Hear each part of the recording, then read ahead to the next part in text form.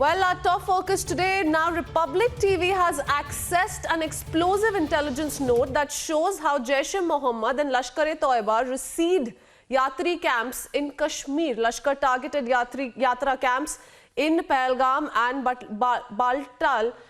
This completely exposes the terror plot and the reason behind troop deployment. That's the latest as far as the Kashmir terror plot is concerned, and now we have accessed an explosive intelligence note that shows how terror outfits have reseeded Yatri camps in Kashmir. And my colleague Zeena joins us on the broadcast to bring in more information as far as this intel note is concerned. Zeena, this explains the entire reason behind the central government pumping in huge number of paramilitary troops. This is exactly why all of this has been done, and yet we have the mainstream leaders in Jammu and Kashmir who are continuing to fearmonger.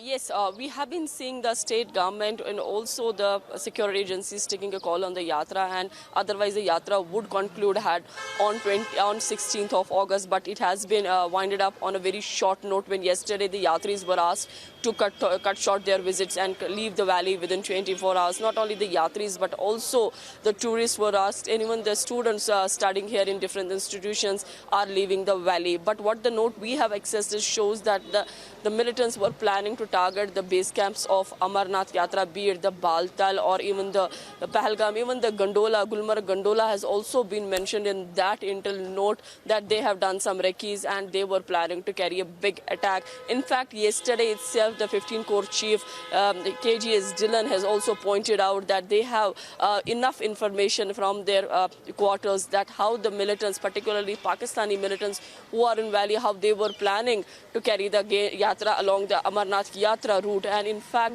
not only the IEDs but also the sniper rifles and the mines, anti-personnel mines have also been recovered from along the routes that takes you to the Amarnath shrine from South Kashmir's Pahalgam. So all these were important, and at the time the government of India in fact did not want to take any risk because the Yatris are usually unarmed, so they don't want that they should have faced any kind of situation or any trouble. That's why even the local police stations are in touch with the Yatris, even the Langarwalas, the students, and they are providing all sort of support, being there, be it the buses, the tickets and other things to help the Yatris to leave this valley immediately. In fact, the tourists who had visited yesterday or landed yesterday, they were not even allowed to do their check-in at the hotels and were asked to leave immediately. But at the same time, we are seeing a fear-mongering coming from the political leaders of Kashmir Valley, be it the PDP's Mehbooba Mufti or we talk about the Umar Abdullah. Although we are getting the news now that the Umar Abdullah is taking NC delegation to meet the governor of the state, Satyapal Malik, because they want to get in complete assurance and also a word from the governor what actually is happening in the state. In fact, yesterday itself, former Chief Minister Mehbooba Mufti also went to see governor. She was accompanied by Sajjad Ghani Log, Shah Faisal and other political leaders like Imran Ansari. So they are expecting that the governor will come clear the rumors and will clear the air what actually is happening in the Kashmir Valley, because we are seeing that panic button has been pressed and the people are facing all kind of chaos and confusions in the valley. But everybody is stocking essentials. Nobody knows what is happening. Of course, whereas developments are taking place, Zeenat, across the valley, but as far as this intel note is concerned, Zeenat, we know that after this intel report, the government's claim has only been solidified. Remember, like you rightly pointed out, yesterday we had Lieutenant General KGS Dillon talking about Pakistan's terror plot, talking about how, in fact, a mine with Pakistan Ordnance Factory was found during search operations along the Yatra route, and this particular intel report is now only solidifying those claims. But for greater clarity, Zeena, take us through contents of these intel report which Republic has now accessed.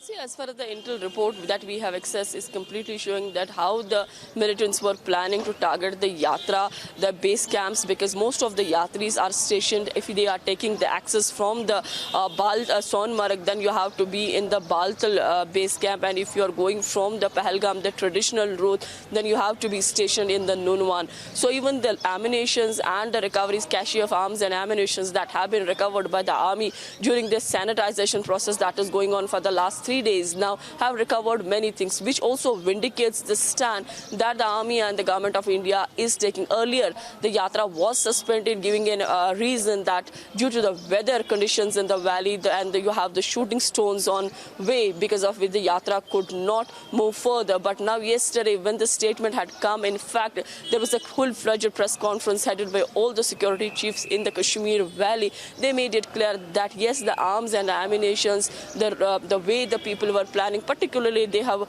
pointed fingers towards the Pakistan army, the Pakistan militants. They also said that since the 30th of July, the way the ceasefire violations are being done by the Pakistan is only to push more terrorists in the valley. And in fact, 3 militants were also neutralized by the Indian army in Gurez sector when the Indian army tried to violate the ceasefire and they tried to push terror inside. The 3 militants there were neutralized. But at the same time, we are also seeing yesterday also the ceasefire was violated in the Hajipi sector in Uri, where again the ceasefire was reported, and since then we see some kind of calm. But how long will this calm remain? That needs to be seen, and also how the political drama in the Kashmir valley will unfold in coming days.